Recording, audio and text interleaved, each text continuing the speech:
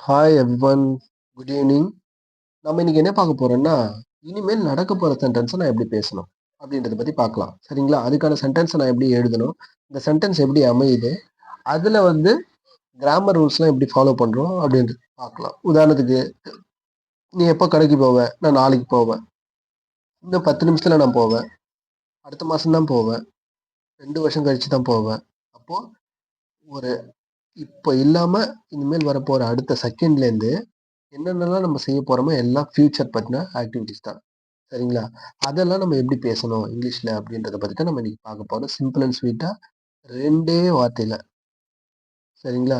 2டே வார்த்தையில பார்க்க போறோம். எத பார்க்க போறோம்? இனிமேல் வந்து நடக்க போற விஷயத்த எப்படி பேசலாம் அப்படின்றத பார்க்க போறோம். சரிங்களா? ஓகேவா? ரெடியா இருக்கீங்களா? அதுக்கு முன்னாடி நான் உங்களுக்கு எப்பவுமே சொல்லுவேன். 2 சென்டென்ஸ் சொல்றேன். அதுக்கான உதாரணம் சொல்லுங்க. சரிங்களா? ஃபர்ஸ்ட் ஒண்ணு வந்து கிவ் அப். இது என்ன சென்டென்ஸ்? இதுக்கான மீனிங் என்ன அப்படின்னு சொல்லணும். 2 வந்து ஸ்விட்ச் ஆஃப். இது நமக்கு தெரியும். டிவிய ஸ்விட்ச் ஆஃப் பண்ணு, ஸ்விட்ச் ஆன் பண்ணு அப்படின்றதெல்லாம் தெரியும். இது என்ன சென்டென்ஸு? இத நம்ம என்ன மீனிங்ல நம்ம பயன்படுத்தணும்? சென்டென்ஸ்ல வரும்போது இது எப்படி மாறும்? அப்படின்றத பத்தி எனக்கு ஆன்சர் தெரிஞ்சதுன்னா, கமெண்ட்ல ஆன்சர் பண்ணுங்க. சரிங்களா? இல்லன்னா இந்த ஆன்சர வந்து நம்ம இன்னைக்கு வீடியோவோட லாஸ்ட்ல பார்க்கலாம். ஓகேங்களா? ஓகே. அப்ப இன்னைக்கு பார்க்கலாமா? இன்னைக்கு என்னென்ன பார்க்க போறோம் அப்படின்ட்டு. நிச்சயமா இந்த கிளாஸ் வந்து நீங்க ஃபினிஷ் பண்ணும்போது உங்களுக்கு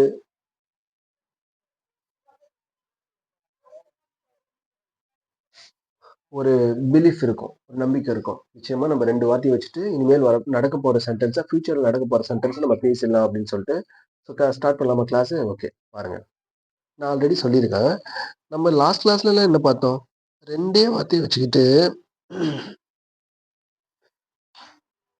2டே வார்த்தைய வச்சுக்கிட்டு 2டே வார்த்தை தான். 2டே 2 வார்த்தை தான். வேற அதிகமாவே இல்ல. 2டே 2 வார்த்தைய வச்சுக்கிட்டு, எப்படி நான் தினமும் செய்யற வேலைகள பத்தி பேசணும். எனக்கு பிடிக்கும், பிடிக்காது அதெல்லாம் பத்தி பேசணும்.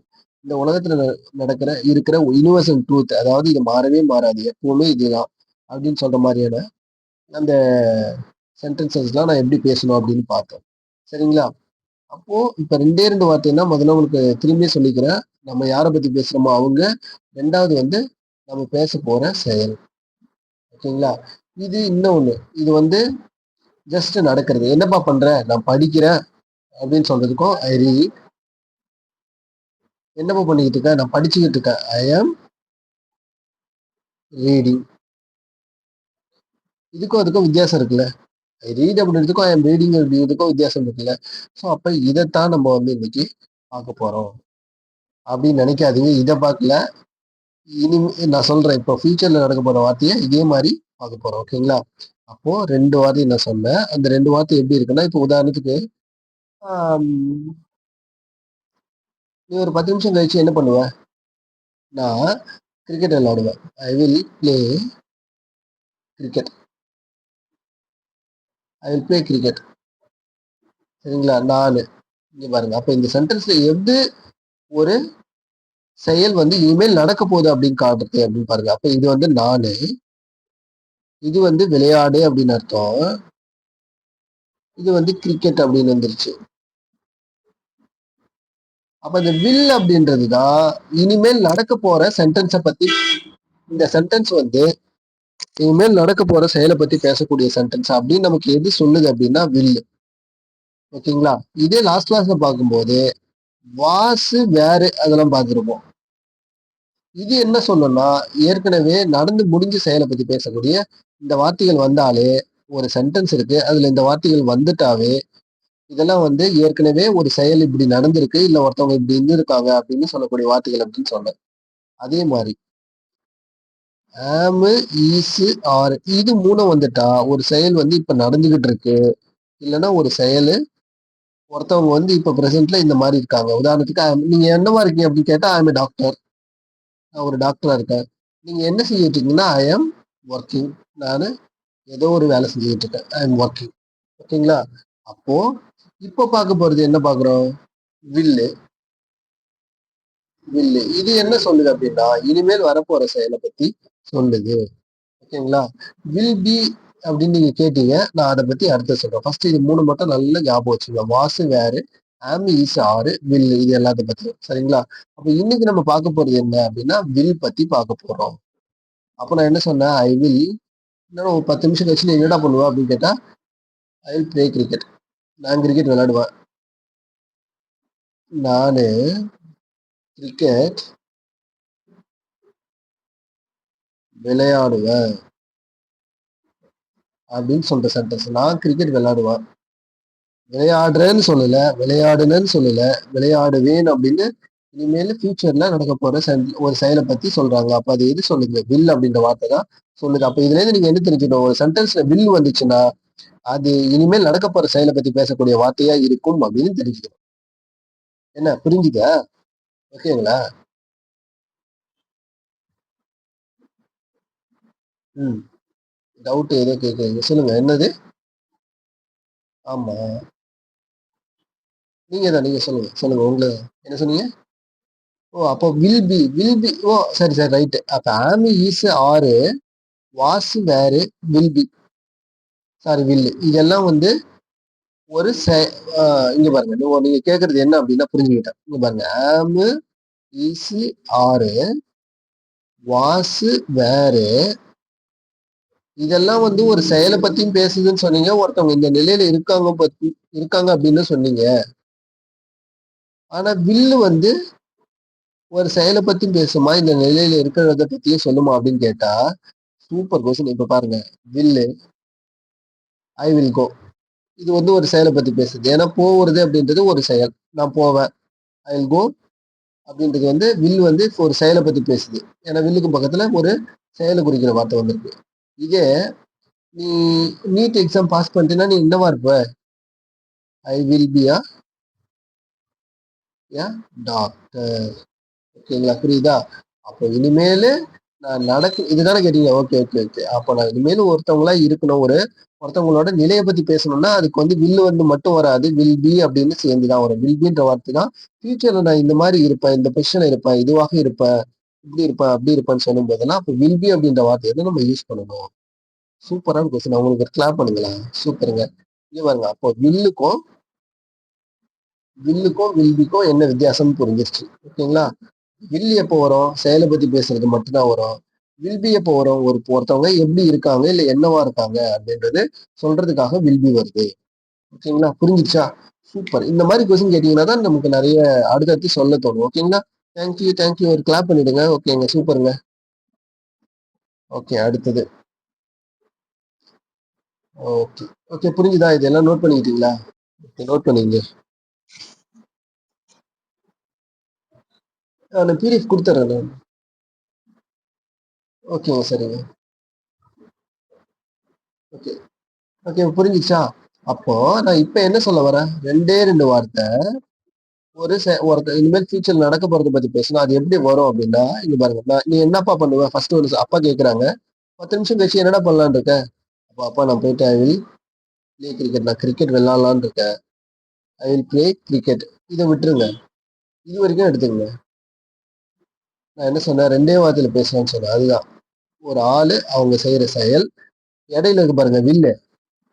இது ஒண்ணு சேர்த்துக்கணும். அவ்வளவுதான். இதுக்கு இடையில ஒரு ஆளு நம்ம யாரை பத்தி பேசுறோமோ அவங்க செஞ்ச செயல்.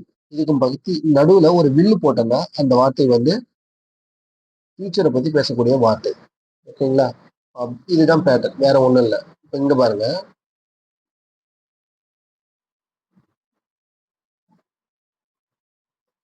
அப்படியே இந்த பக்கம் வாங்க.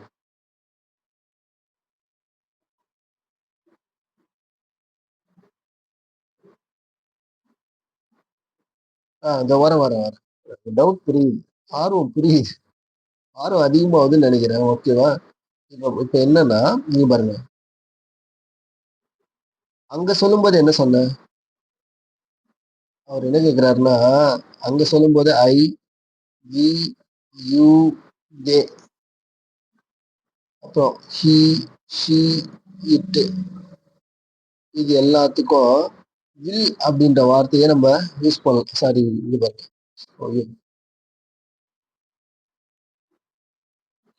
ஐ, we, you, they, he, she, it இது எல்லாத்துக்குமே பக்கத்துல நம்ம வில் அப்படின்ற வார்த்தை யூஸ் பண்ணலாமா அப்படின்னு கேட்கிறாரு. எஸ், யூஸ் பண்ணலாம். பாருங்க, I will, we will, you will, they will, he will, she will, it will. சரிங்களா? இதுக்கு முன்னாடி அவர் என்ன கேட்கிறாரு, ஷல் அப்படின்ற வார்த்தையை போடுறீங்க. ஷல் வந்து இதுக்கு முன்னாடி யூஸ் பண்ணிட்டு இருக்காங்க. இப்போ பேச்சு வழக்குல அதிகமா இல்லை, அதை விட்டுருங்க. சரிங்களா? ஓகேங்களா? ஓகே, பாத்துக்கலாம். புரிஞ்சிச்சா? ஓகே, அப்போ இப்போ என்ன சொல்லணும் அப்படின்னா, எதை மறந்துட்டு பாருங்க.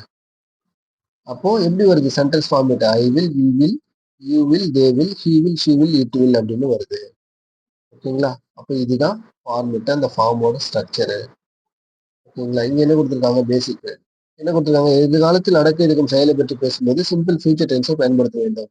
சிம்பிள் ஃபியூச்சர் டென்ஸ் எல்லாம் மறந்துடுங்க. இந்த மாதிரியான ஒரு செயல், ஒரு ஆளு அவங்க செஞ்ச செயலு, அதுக்கு நடுவுல ஒரு வில்லு போட்டு வருது. அப்போ இது என்ன மாதிரி பேசும் அப்படின்னு மட்டும் ஞாபகம் வச்சுங்க. ஓகேவா? ஓகே, அடுத்தது பார்க்கலாம். இங்க பாருங்க, instant decision.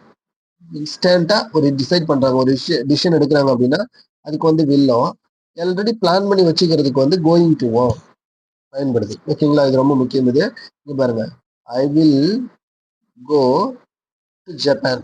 I go to Japan அப்படின்றதுக்கும் I am going to Japan next week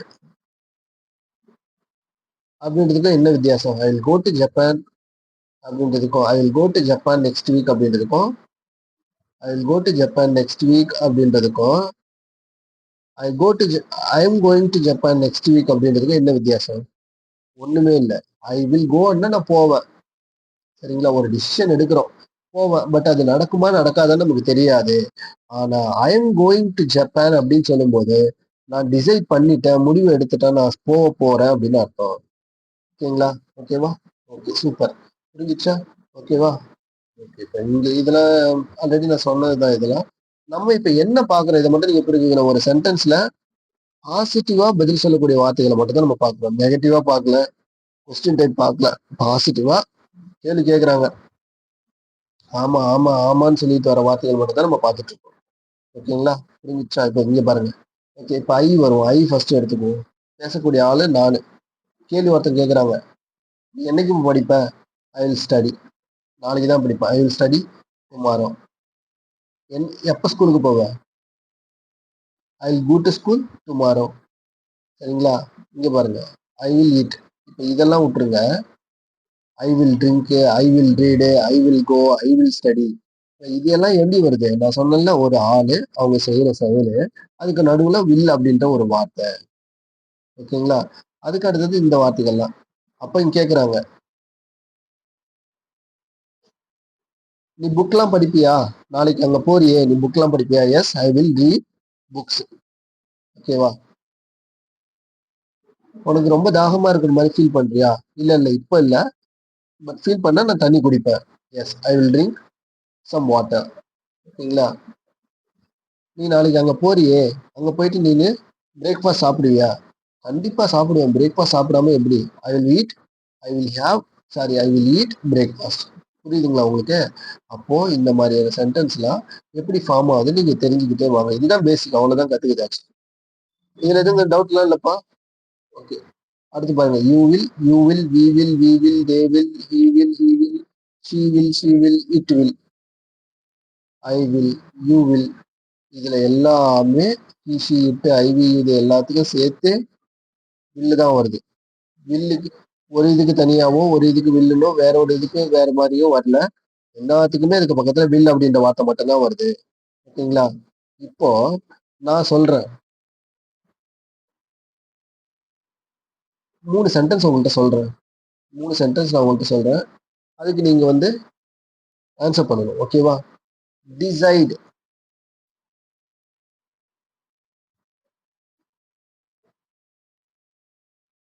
decide அப்படின்ற வார்த்தை இருக்கு. இப்ப இதை வச்சுட்டு கேக்குறாங்க, அப்பா அப்பா கேக்குறாங்க, ஏண்டா அதை டிசைட் பண்ணிட்டியா அப்படின்னு கேட்டாங்க. அப்ப நீங்க சொல்றீங்க, இல்லப்பா நான் அதை நான் டிசைட் பண்றேன், நான் டிசைட் பண்றேன் அப்படின்னு சொல்றீங்க. எப்படி சொல்லுவீங்க? ரெண்டாவது.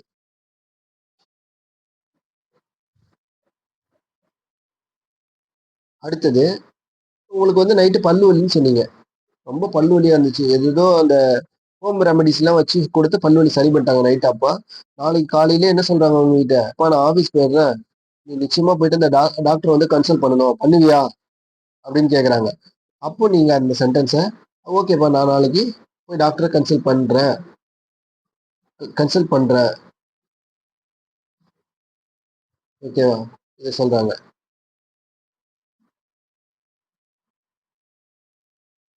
ஓகே, அடுத்தது இப்போ ஒரு காமராஜர் பத்தி ஒரு படம் ஒன்று ரிலீஸ் ஆயிருக்கா, நீ வந்து அந்த படத்தை பாப்பியா அப்படின்னு கேக்குறாங்க. நிச்சயமா நாளைக்கு நான் அந்த படத்தை பார்க்குவேன்ப்பா அப்படின்னு சொல்றீங்க. அப்போ வாட்ச் வச்சு இந்த 3 சென்டென்ஸையும் நீங்க வில் கூட எப்படி சேர்த்து எழுதுவீங்க? அதாவது இந்த 3 சென்டென்ஸையும் இனிமேல் நடக்கிற மாதிரி நான் செய்வேன் அப்படின்ட்டு உங்கள பத்தி நீங்க செய்ற மாரி சொல்லணும். நான் டிசைட் பண்ணுவேன். நான் கன்சல்ட் பண்றேன். நான் வாட்ச் பண்றேன். அந்த படத்த நான் வாட்ச் பண்றேன். நான் டாக்டர கன்சல்ட் பண்றேன். நான் வந்து டிசைட் பண்றேன் அப்படின்றத வச்சு, வில் வச்சு எனக்கு கமெண்ட்ல ஆன்சர் சொல்லுங்க பார்க்கலாம். யார் யாரெல்லாம் கிளவரா தெரிஞ்சிருக்கீங்க அப்படின்னு சொல்லிட்டு. ஓகேங்களா? இது ரொம்ப ரொம்ப முக்கியம். இந்த கமெண்ட் மறக்காம இந்த கொஸ்டினுக்கு வந்து ஆன்சர் பண்ணுங்க. சரிங்களா? அப்பதான் நீங்க எந்த அளவுக்கு இதெல்லாம் புரிஞ்சிருக்கீங்க அப்படின்னு சொல்லிட்டு எனக்கு தெரியும். ஸோ இன்னைக்கு கிளாஸ் முடிஞ்சிருச்சு. இவ்வளவுதான். அதுக்கு முன்னாடி 2 கொஸ்டின் கேட்டிருந்தால கிவ் அப், இதுக்கு ஆன்சர் போட்டீங்களா? ஓகே, நான் சொல்லட்டுமா? கிவ் அப் அப்படின்னா இது ஒரே செட்டான வார்த்தை தான்.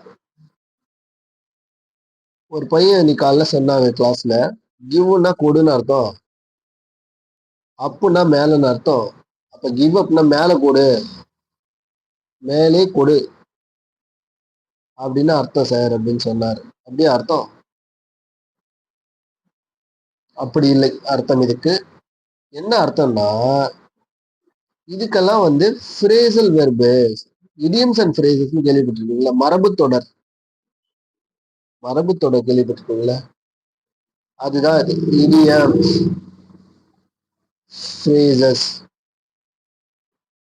இடியம்ஸ் அண்ட் ஃப்ரேசஸ் பேரு, இல்லைன்னா ஃப்ரேசல் வெர்புன்னு பேரு. ஃப்ரேசல் வெர்புன்னு பேரு. அப்ப இதுல என்ன செய்யணும் அப்படின்னா, இந்த ஃப்ரேசல் வெர்பெல்லாம் நீங்க வந்து தனித்தனியா பிரிச்சு பார்க்க கூடாது. கிவ், அப் அப்படிலாம் பேசி பார்க்க கூடாது. ஒரே இது கிவ் அப், அவ்வளவுதான். ஓகே, கிவ் அப்னா என்ன அர்த்தம் அப்படின்னா, விட்டு விடு அப்படின்னு அர்த்தம். விட்டு விடு. நான் எதை பிடிச்சிருக்கேன் விட்டுறதுக்கு அப்படின்னு கேக்குறீங்களா? நல்லா கேட்டீங்க. சில பேர்லாம் சிகரெட் பிடிப்பீங்க, அதெல்லாம் விட்டுருங்க. கிவ் அப் அப்படின்னா கிவ் அப் ஸ்மோக்கிங் அப்படின்னு அர்த்தம். சில பேர்லாம் ட்ரிங்க்ஸ் சாப்பிடுவீங்க, அப்போ தண்ணி அடிக்கிறத விட்டுடுங்க. அப்ப கிவ் அப் ட்ரிங்கிங் ஆல்கஹால். ஓகேங்களா? புரியுதா? அப்ப இதை தனித்தனியா பிரிச்சு பார்க்க கூடாது. கிவ் அப்னா விட்டு விடு அப்படின்னு அர்த்தம். சரி, ஸ்மோக்கிங்கை விட்டுடு, தண்ணி அடிக்கிறத விட்டுடுன்னு சொன்னா இந்த sentence give up smoking, give up drinking. ஆனா அதை விட்டுருப்பா அப்படின்னு சொல்லணும். இங்க பாருங்க, இதையே வச்சு அதை விட்டுடுப்பா அப்படின்னு சொல்லணும். அதை விட்டுடுப்பா அப்படின்னு சொல்லணும். அப்ப எப்படி சொல்லுவீங்க அப்படின்றத எனக்கு மறக்காம கமெண்ட்ல ஆன்சர் சொல்லுங்க. ஓகேங்களா? அடுத்தது வந்து நான் என்ன கேட்டேன், சுவிட்ச் ஆஃப் டிவியை சுவிட்ச் ஆஃப் பண்ணுப்பா அப்படின்னு சொல்லும்போது சுவிட்ச் ஆஃப்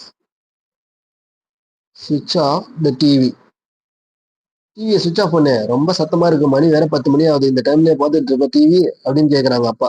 அப்ப என்ன சொல்லுங்க, சுவிட்ச் ஆஃப் த டிவி, டிவி நிறுத்து அப்படின்றாங்க. சுவிட்ச் ஆஃப் த டிவி அப்படின்னு சொல்லியாச்சு. சுவிட்ச் ஆஃப்னா நிறுத்து அப்படின்னு அர்த்தம், அணை அப்படின்னு அர்த்தம். இது ஃப்ரேசல் வெர்பு. இதெல்லாம் நம்ம ஸ்கூல்ல இருந்தே நம்ம கத்துட்டு வரோம். ஓகேங்களா? அடுத்தது வழக்கமா இதெல்லாம் யூஸ் பண்ற இங்கிலீஷ் ஃப்ரேசல் வெர்பு. ஸோ அப்போ டிவின்னு சொல்லாம, ஏண்டா இவ்வளவு நேரம் ஆகுது, 10 மணி வரைக்குமா கிரிக்கெட் பார்த்துட்டு இருப்பீங்க, 10, 11 மணி ஆச்சு, அதை நிறுத்து அப்படின்னு சொல்லும்போது, அதை நிறுத்து அப்படின்னு சொல்லும்போது அது எப்படி சொல்லுவீங்க? இப்படி சொல்லணும், அதை நிறுத்து அப்படின்னு சொல்லும்போது. டிவி நிறுத்துனா சுவிட்ச் ஆஃப் த டிவின்னு சொல்லியாச்சு. அதை நிறுத்து அப்படின்னா ஸ்விட்ச் இட் ஆஃப், சுவிட்ச் இட் ஆஃப்னு சொல்லணும். சரிங்களா? அதுன்னு சொல்லும்போது அப்ப ப்ரோனோன்லாம் ஃப்ரேசல் வெர்புக்கு இடையில வந்துடும். சரிங்களா?